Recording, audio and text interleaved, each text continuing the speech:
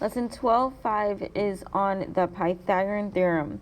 When we are working with triangles, we can use the Pythagorean Theorem in order to solve a missing side length of a right triangle. This only works for right triangles. So your Pythagorean Theorem is a squared plus b squared is equal to c squared. So if you have two of the three side lengths within a right triangle, you can use your Pythagorean Theorem to find the missing one. When you are working with your triangle, your A and your B side doesn't really matter. You can interchange those.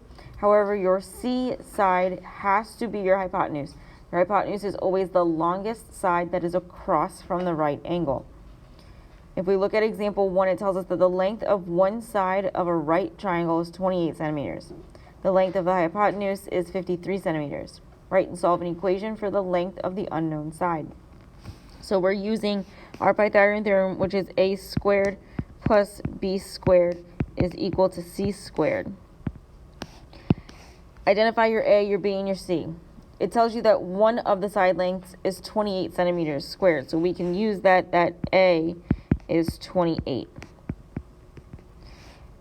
It also tells us that the hypotenuse is 53 centimeters. Your hypotenuse is always that C term. So C is 53. We can plug these values in and simplify. So this is going to be 28 squared plus b squared is equal to 53 squared. That 28 squared is 784. And then that 53 squared is 2,809. So from here, we're going to subtract the 784 from each side. So we're going to be left with b squared is equal to 2,025. From here, we're going to take the square root of both sides. If we don't know off the top of our head what the square root of that 2,025 is, we can find the factors of it. We can say that 5 goes into it evenly because it ends in a 0 or a 5. 5 goes into 24 times. 5 goes into 2 0 times. 5 goes into 25 5 times. The 405, you can also divide by 5. 5 goes into 48 times, and 5 goes into 5 once. So from here, that 81 gives you 9 and 9. So your two 9s pair up, your two 5s pair up. We're going to do 5 times 9, which is 45 centimeters. Now with these, you're dealing with length. Length is always a positive number, never a negative. So when you take the square root of both sides of your equation, where you had that b squared is equal to 2,025, normally you would put the plus or minus in front of your answer. But in this case, because we're dealing with distance or length, you're only really working with the positive of it.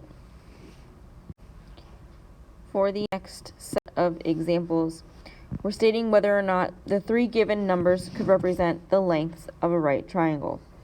So with these, you're going to take the two smaller side lengths and then the larger side length. You're going to take the square root. You're just going to use your Pythagorean theorem. Take the square of both of the two smaller numbers, add them together, see if it equals the square of the larger number. So for example A, we have 8, 15, and 17. If your A and your B are your two smaller numbers, your C is always going to be your largest number. So if we do 8 squared plus 15 squared, it should give us 17 squared. So 8 squared is 64. The 15 squared is 225. And the 17 squared is 289. So if we add the 225 and the 64, it gives us 289. And that is equal to 289. So these are the side lengths of a right triangle.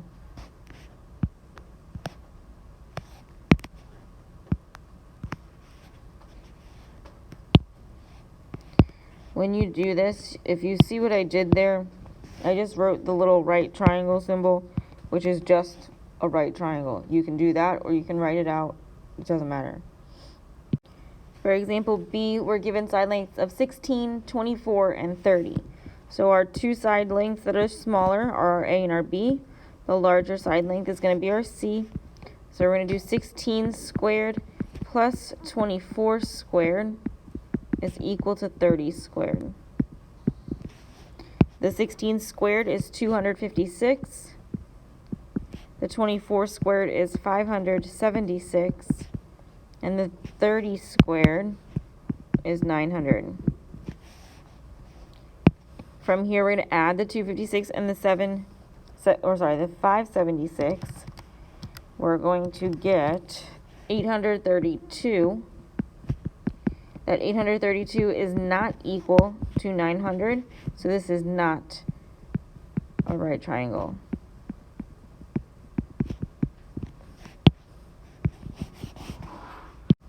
For example C, we have 2, 4, and 5.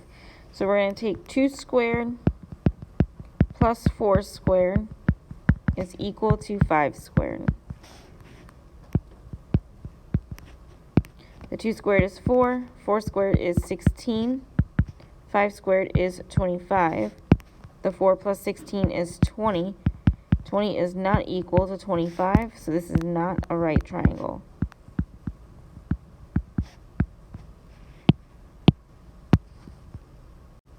For example D, we have 14, 17, 21.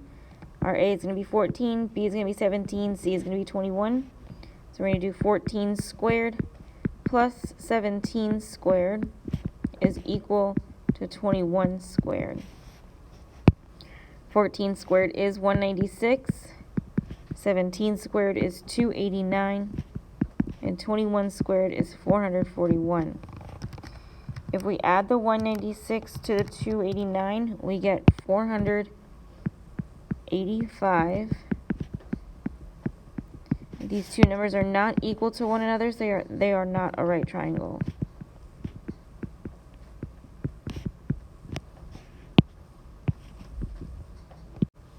For example 3, we have what is the length of the diagonal of a rectangle whose width is 18 centimeters and whose length is 30 centimeters. So here we have a picture of a rectangle with these side lengths. We're asked to find the diagonal that's in between two of those side lengths. So we're using this triangle that forms a right triangle. And then our A is going to be 18, our B is going to be 30, or vice versa. C is what we're finding, since C is our hypotenuse. So again, we're using A squared plus B squared is equal to C squared. So this is going to give us 18 squared plus 30 squared is equal to C squared. The 18 squared is 324. Then 30 squared is 900. If we add these, we're going to have 1,224 is equal to C squared. We're going to take the square root of that. So we're going to take the square root of both sides. The 1224, we can divide this by 4. 4 goes into 12 3 times. 4 goes into 2 0 times, and 4 goes into 24 6 times. That 306, you can not divide that by 4, but we can divide it by 2. So the 2 goes into 3 1 times with 1 left over. 2 goes into 10 5. 2 goes into 6 3 times. 4 is also 2 and 2. The 153, we can divide by 3. And gives us 51.